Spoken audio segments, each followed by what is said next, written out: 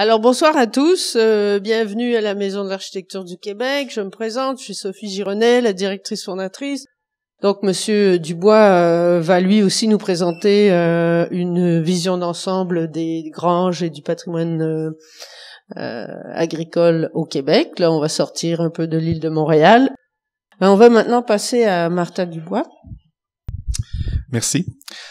Oui, donc, je pense que ma présentation va quand même bien compléter celle de Dinou parce que Dinou a mis la table par rapport au paysage, puis c'est un peu aussi l'approche que je voulais amener parce que j'ai eu à travailler ces dernières années sur des différents projets de documentation et d'inventaire, par exemple, de bâtiments agricoles, et c'est souvent par la piste du paysage, c'est souvent des régions comme Charlevoix, par exemple, ou Canton de l'Est, qui prennent de plus en plus soin de leur paysage et qui voient leur paysage changer par la démolition, par la disparition de bâtiments agricoles, et ils ont senti un besoin de mieux documenter cette architecture-là qui est assez méconnue et qui, souhaitons-le, va peut-être permettre d'en conserver un peu plus pour justement préserver les paysages qui sont souvent très emblématiques. Donc, je vais parler ici essentiellement de granges étables parce que bien sûr il y a plein de types de bâtiments agricoles avec lesquels on aurait pu parler longtemps, mais vu que je voulais vraiment me restreindre, je vais éviter de parler des poulaillers, de tous les types de hangars, des laiteries, etc., qui sont aussi des typologies à part entière, pour me concentrer surtout sur les granges étables, qui sont souvent les plus grands bâtiments, ceux qui ont plus d'impact dans le paysage. Granges étables parce que on a toujours la double fonction au Québec, hein, en général, comparativement en Europe, par exemple, où on a souvent la grange et l'étable qui sont séparées. Ici, très tôt, les premiers colons ont amalgamé les deux fonctions en ayant le bétail au rez-de-chaussée, dans une partie du rez-de-chaussée qu'on appelle l'étable. Donc la partie vraiment qui est souvent avec une structure un peu plus massive, souvent en pierre pour les exemples les plus anciens, ou en pièce sur pièce pour vraiment être un peu plus isolé, parce que c'est des espaces non chauffés mais qui avec la chaleur du bétail, c'est pour ça qu'on voulait conserver cette chaleur-là. Et le reste de la grange, souvent le volume, le 3/4 du volume, et surtout pour entreposer du fourrage, du foin. Et comme nos hivers sont très longs, on avait besoin de beaucoup d'espace là pour passer à travers la saison froide. Donc une structure souvent plus ajourée, en planche, qui laisse passer l'air parce qu'on veut justement ventiler le foin. Je parlais des paysages à l'instant, donc on voit ici, par exemple, dans Charlevoix, que dans presque toutes les cartes postales des magnifiques paysages Charlevoix, où on voit par exemple le fleuve, on a presque toujours une grange dans le paysage. Même chose dans l'arrière-pays, où on a plus les montagnes. Encore une fois, on a beaucoup de bâtiments agricoles et des granges qui ponctuent finalement ces paysages-là. Donc, effectivement, perdre sous ces bâtiments-là, ça transforme les paysages. Donc, pour les différentes influences, on a vraiment les granges les plus anciennes là, qui sont vraiment c'est vraiment les colons qui sont venus s'implanter ici, les Français en premier, puis ensuite les Britanniques. Donc, c'est une architecture vraiment traditionnelle, vernaculaire. Donc, il y a pas d'architecte derrière ça. C'est vraiment la tradition de construire. Donc, les colons ont amené avec eux leur tradition européenne. Par la suite, il y a beaucoup d'influences américaines. Donc, quand on va plus dans les secteurs près de la frontière, comme en Estrie ou en Outaouais, on a vraiment, on se croirait en Nouvelle-Angleterre. Donc, il y a beaucoup d'influences américaines dans l'architecture des granges. Donc, une architecture un peu plus soignée, souvent avec plus d'ornementation, de finition, comparativement à celles que je vous ai présentées avant, qui sont beaucoup plus simples dans leur facture. Et quelquefois, on a aussi des particularités. Comme ici, on a des granges de type allemand, donc des granges allemandes dans Charlevoix. On se demande pourquoi cette architecture-là s'est implantée là, mais c'est qu'il faut savoir, dans l'histoire, il faut savoir qu'il y a beaucoup d'officiers, de soldats allemands qui faisaient partie de l'armée britannique, Et une fois qu'ils ont été démobilisés, beaucoup sont allés s'implanter dans Charlevoix, et à une époque où ce secteur-là se développait, se colonisait, et ils ont amené avec eux, bien sûr, leur tradition de construire, donc les granges en accorbellement, qu'on appelle aussi à abat-vent. Donc on voit où il y a toujours un accorbellement là de l'étage supérieur par rapport à l'étage inférieur. Donc on le voit ici des granges à Charlevoix là qui utilisent vraiment cette technique-là. Il y en a de moins en moins parce qu'on va disparaître un peu à chaque année là, non, mais c'est vraiment une particularité là, de cette région-là. Au niveau des typologies, je vais rapidement, mais des granges à pignons avec différentes variantes là, avec les époques, les techniques se sont raffinées, on s'est adapté aussi au climat. Donc au départ, les larmiers, donc les parties du toit qui dépassaient des murs étaient très faibles, mais avec le temps, on s'est aperçu qu'il fallait protéger des intempéries un peu plus les murs. Donc on a allongé les larmiers avec le temps. On a aussi un peu plus récemment, fin 19e siècle, début 20e, beaucoup des granges à toit brisé, là, avec des brises ou mansardées. Donc là, on voulait avoir plus d'espace sous les combles pour emmagasiner plus de fourrage. Donc, de par justement les modèles américains, on a développé des types de granges comme ça avec des toits un peu plus volumineux. Et aussi on a bien sûr toutes sortes d'autres types un peu plus marginaux, mais qui selon les régions, on a parfois des toits arrondis, des toits à croupe à 4 versants, des granges rondes octogonales, donc un peu partout là, mais c'est quand même des cas un peu plus rares. Donc c'est vraiment les deux types là précédents qui dominent un peu partout au Québec. Et là, quand on commence à regarder, à observer les caractéristiques, on a bien sûr toutes les revêtements. Bon, en général, les granges étaient construites en bois, revêtues de bois, que ce soit à la verticale, à l'horizontale, en oblique, à couvre-joint. Donc, on a une panoplie de types. Donc, quand on commence à regarder, on voit vraiment les variantes et les typologies qu'on peut retrouver. En bardeau de cèdre, bien sûr, ça c'est très courant également. En papier, plus récemment, on a des matériaux aussi plus industrialisés comme le papier goudronné, avec où on peut faire des motifs à l'infini. En rondin aussi, dans la Port-Neuf, on a certaines granges en rondin de bois qui sont empilées. Donc, c'est ça, c'est beaucoup de régionalisme là-dedans, donc beaucoup tout dépendant des influences, soit américaines ou autres, qui font en sorte qu'on a développé dans certaines régions certains modes de construction.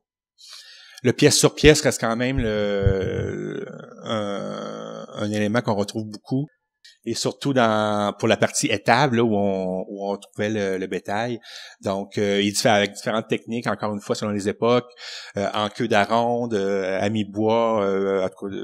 L'idée c'est de l'empilage finalement de pièces de bois et assemblées de différentes façons. Pour les toits, on a du bardeau de cèdre, on a de la chaume, ça c'est plus rare.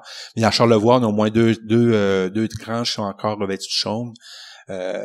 Donc une vieille technique européenne qui a été adaptée ici. Et bien sûr la tôle, je pense que c'est l'élément, depuis que ça a été inventé, il n'y a rien qui peut rivaliser avec ça.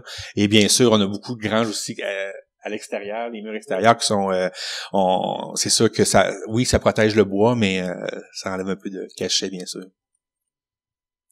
Et là, il y a une panoplie aussi, même si c'est une architecture assez simple, il y a beaucoup de détails intéressants au niveau de toutes les ouvertures, donc les grandes portes de grange pour faire rentrer les voyages de foin, par exemple, dans la partie de la tasserie.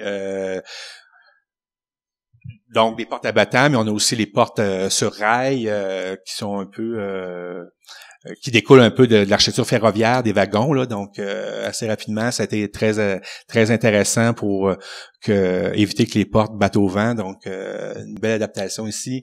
Les portes piétonnes, bien sûr, les trappes. Donc c'est des bâtiments très fonctionnels, hein, donc on essayait de les rendre le plus versatile possible, donc pour pouvoir avoir accès à tous les endroits qu'on voulait pour emmagasiner le foin, pour faire rentrer le bétail, pour y avoir accès tout simplement.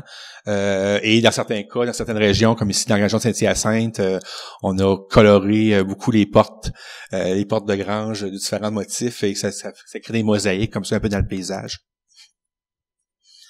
Donc, des lucarnes, des fenêtres, des guichets dans les grandes portes, et toute la ferronnerie aussi, les éléments qui sont la quincaillerie, la ferronnerie qui, à l'origine, était vraiment conçue et créée par des forgerons.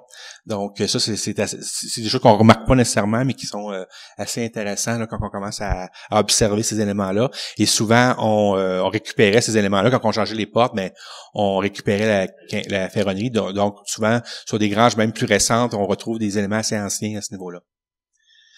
Bon, ce qu'on appelle les garneaux, les ponts d'accès qui permettent de rentrer les voyages de foin, par exemple, à l'étage supérieur.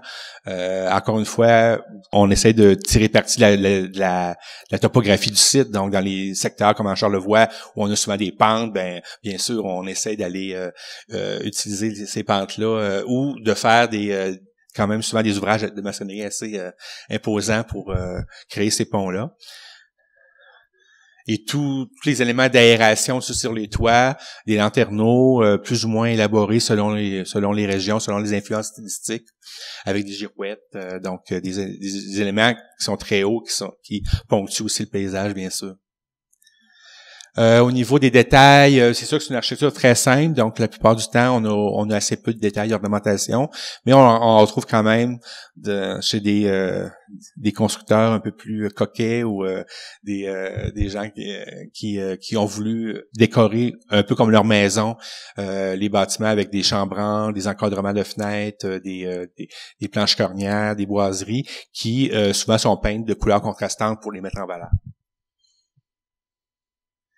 Les couleurs, donc en général au Québec, on a deux grandes dominances, soit le blanc ou le rouge. Le blanc qui est souvent fait à partir de lait de chaux, donc on chaux lait finalement les granges pour surtout protéger le bois contre la pourriture, parce que la chaux, ça a vraiment une qualité antiseptique, antifongique, qui fait en sorte que les moisissures prennent plus de temps à s'implanter. Donc, on chaulle souvent les granges, autant à l'intérieur qu'à l'extérieur.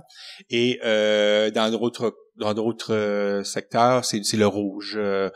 Bon, on parle souvent du rouge sang de bœuf, mais en général, c'est plus fait à partir d'oxyde de fer, en fait, qu'on crée vraiment un pigment naturel, à partir d'un pigment naturel, une couleur vraiment typique de certaines régions, comme en Estrie. On